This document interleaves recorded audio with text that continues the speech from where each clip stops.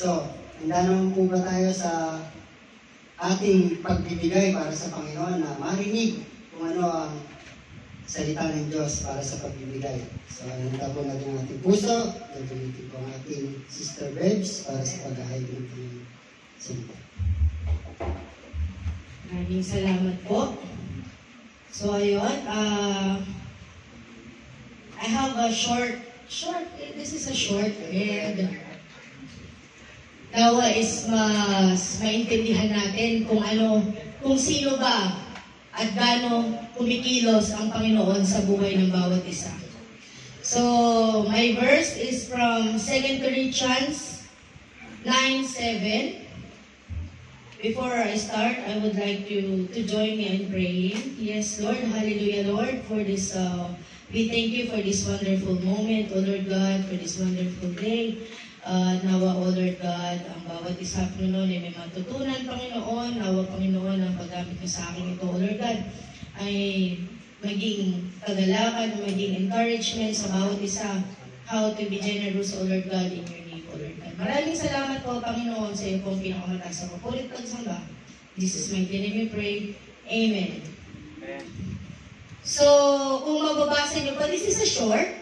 This is 2 Corinthians 9:7. This is ESV, version ESV. Each one must give as he has decided in his heart, not reluctantly or under compulsion, for God loves a cheerful giver. Ano bang ibig sabihin na reluctantly? Sinong nakakaalam ng reluctantly? It's the same as no hesitations. Each one must give as he has decided. So sa madaling salita, bukal. Bukal sa kalooban. So, ang main idea po ng 2 Corinthians is giving voluntary and spring from cheerful attitude. So ito po yung wala pong sama ng loob. And kahit alam naman po natin na kapag pagbibigay po sa sabihin na lang natin, in one individual, sa isang tao, may isang example po sa ating kaibigan, sa ating kapatid, sa ating pamilya.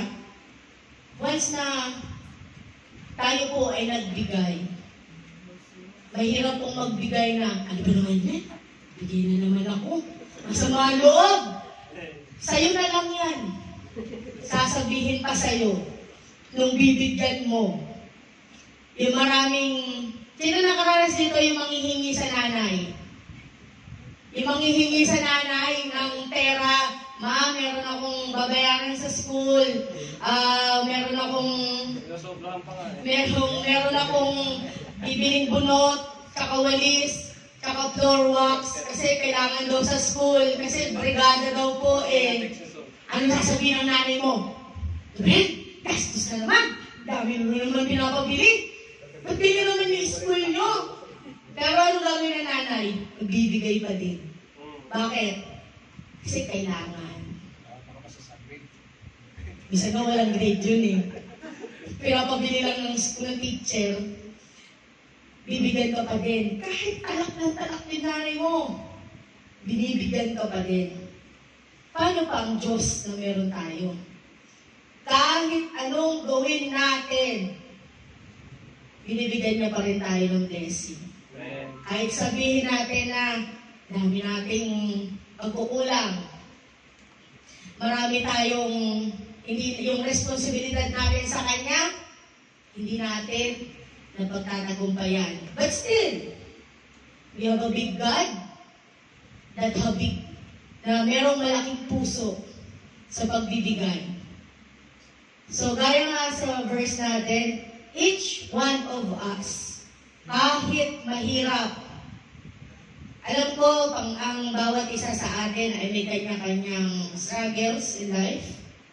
But I want you to realize something. Sa laging sinasabi ng ating mga elders, ating pastor, ang ating mga ating mga leaders dito, nakikita niyo naman ang ating building. Hindi gagana ang mga ilaw, aircon, kung wala tayo mga binabayarang bills.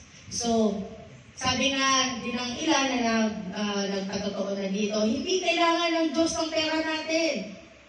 Habang tayo ay nandito sa mundong ito, ang pera ginagamit yan. Hindi tayo ang ginagamit ang pera. Amen po?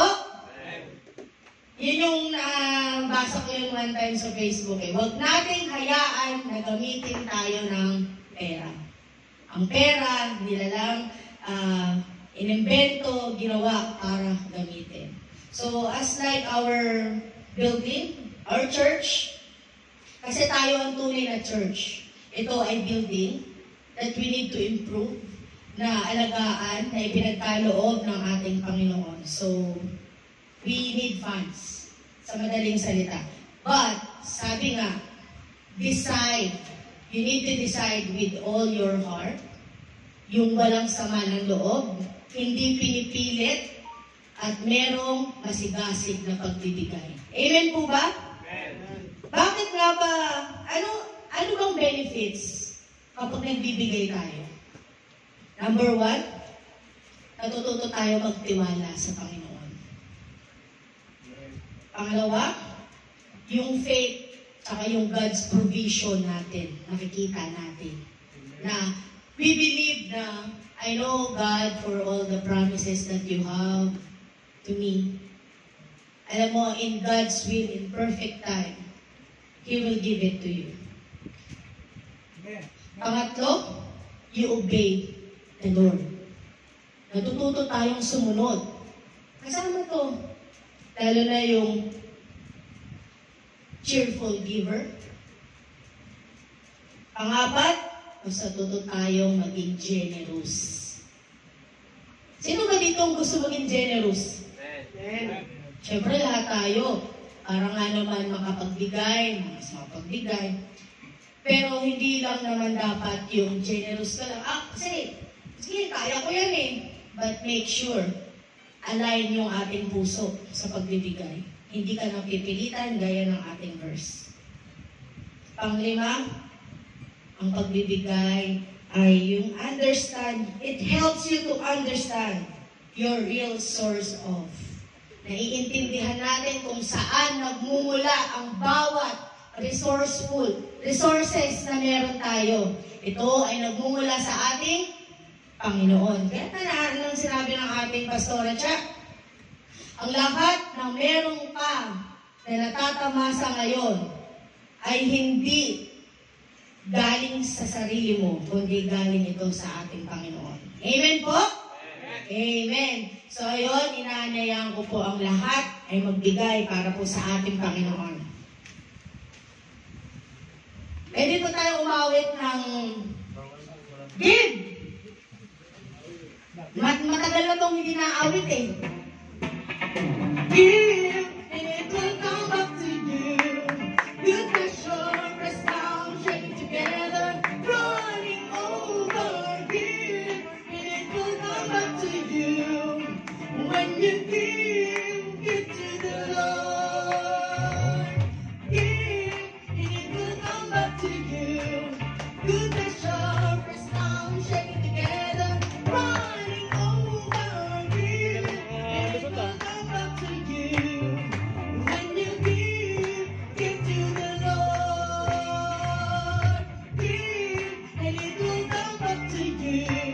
Good measure, press down, shake it together, running over. Give, and it will come back to you.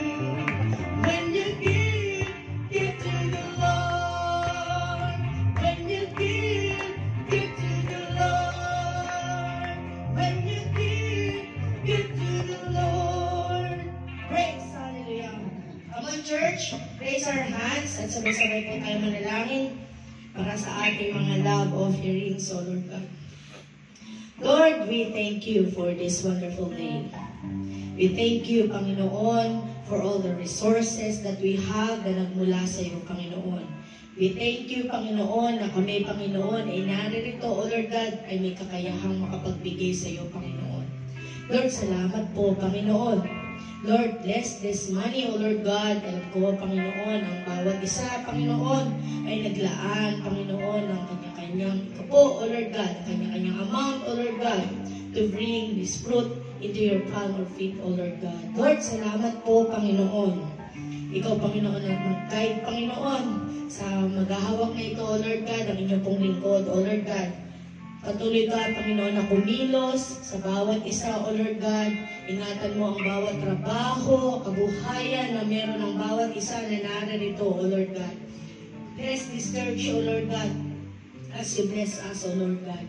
Lord, salamat po muli, Panginoon, and we claim, Panginoon, the victory of yours, O Lord God, sa buhay ng bawat isa, O Lord God.